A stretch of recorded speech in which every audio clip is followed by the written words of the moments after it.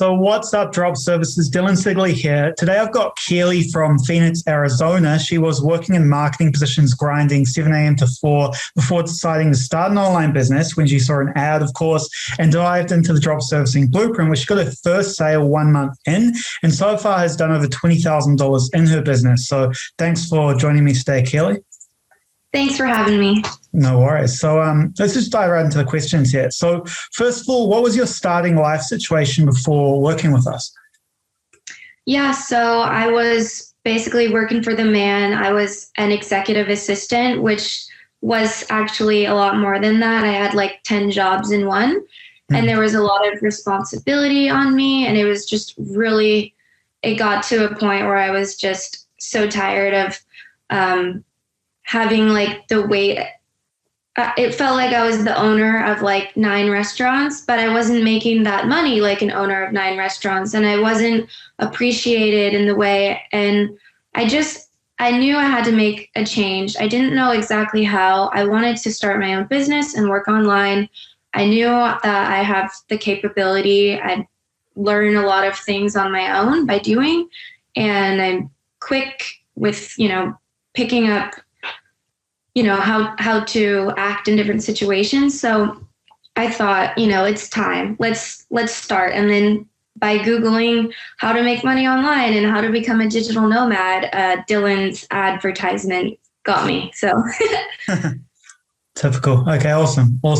So, what did you think of the course when you decided to jump in? What made you decide to jump into the blueprint specifically? So what I love is that, I was seeing a lot of ads for drop shipping, and I love drop servicing because it's already the industries that I worked in. It's marketing, it's business, it's project management, it's, creative writing, storytelling. I was a creative writer in college. And so I thought, wow, like I could really be engaged in doing this and actually enjoy it rather than just selling cell phone cases from China. It just seemed like more interesting and more professional because I do have a good education and I have good jobs in my belt, but, it's great to make money anyway, but this was kind of a way that was more in line of what I like. And of course, everyone will always need marketing, and videos not going away. So it just seemed like kind of a great fit. Awesome. Okay. And what did you think of the course content and community, etc.? Yeah, so it was really great. I wasn't really expecting it to be so organized and structured and easy to follow. And then I wasn't expecting the Facebook group to be so great. It's a really good aspect of being able to talk to everyone. Like we're kind of incentivized to email, to warm up our emails, but it's a great way. Like there's a handful of people from the group that I talk to all the time. And like, I think it would be so cool one time, like once we're more successful, we could do meetups and stuff. Yeah. Just kind of cool. Like it's cool to be inspired by people with the same kind of goals, and you can really bond over that. And then, maybe you get kind of like in a rut where I was in a rut a few times. I thought, maybe I should just start doing something else. But I put so much time into this, maybe it'll work. I don't know. And then you see someone post something in the group. It's like, oh, okay, no, I can do this. And so I'll always post, I don't post every single thing, but I like to post some significant things in the group. And then people message me and say, hey, thanks for posting that. I was kind of thinking of just, giving it a rest or something. And then it gives them that extra speed. And then it makes me feel excited too. So it's kind of just, it's like that manifestation, like law of attraction and whatnot. So yeah. Okay. Awesome. That's really good to hear. So tell us more about how you landed your first client. What was that process like and how did it feel? So it's kind of funny to think about like how I even did that at the time based on how many calls I've done since and videos I've made. Like, wow, really, I was doing LinkedIn outreach, and I think I said something like he was interested. And then he asked a couple questions, and I said something like, would you be okay giving it a shot? What do you think? We're new. And it like tugged at his heartstrings, I think. I don't know. All right, I'll do this because you're a female starting your own business. And he faced some discrimination in the workplace. And as a Hispanic in Silicon Valley. So he's like, if there's anyone I can ever support to get started, then I'm happy to. Like, I don't even think he really needed a video that much. So he was kind of like, we're people and everyone's human. So it's great to hop on those Zoom calls and build that rapport. It goes a long way and that's why I like LinkedIn, because it's a bit more personal. Mm-hmm. So he gave me a chance. We did 3 videos. And so, I mean, it's awesome. Great. He even asked me if I wanted to help him write his book. So, oh, wow, that'd be a big project. Okay. Yeah. Very cool. Okay. And what are your goals for your business in the future? So obviously, like we all want, I would like to make more money. Mm-hmm. I'm trying to figure out, I have like a couple different animators I work with, and I just think, okay, I want them to not rush the projects too much so they can, produce high quality videos.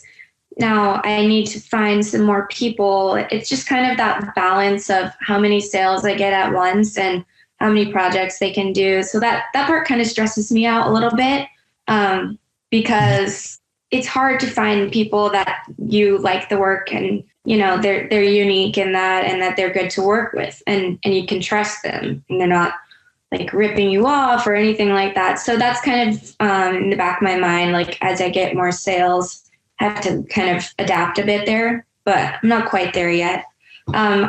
Anyway, I'd love to get more sales, attract high quality clients that are easier to work with and understand like why it's expensive, because it's really like you think about producing a logo and how much people will spend on a logo. Well, we're making every single scene like from scratch. So, it takes time. And I mean, some people, they want the kind of cookie cutter thing. So that's just on them. But I'm not really going down that road. I kind of find it's more rewarding for me to make everything unique. Mm-hmm. So, and then I want to add more services to complement the video. So YouTube advertising, I want to get into that, and different things where I can have a monthly retainer or whatever monthly fee. And it's just kind of that consistent income without really, it's just increasing the customer retention, and it's more of a solid kind of income rather than, maybe I got 3 sales in 1 week and it was $10,000, but then, the next week I didn't get that. So it's kind of that really exciting, but I don't know what the future holds. So if I could have some more steady income, it would be, it would calm me a bit.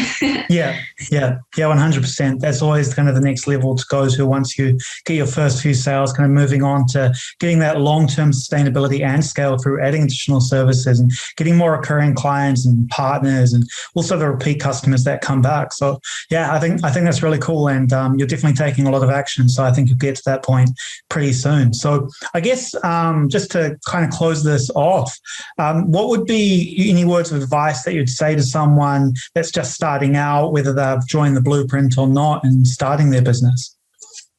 Yeah, I would say, the Blueprint is a really great start, and it tells you exactly what you need to do. But really, I mean, you need to think on your feet when you're talking to these clients and potential clients. It's not one size fits all. So really listen. Don't just try to get the sale.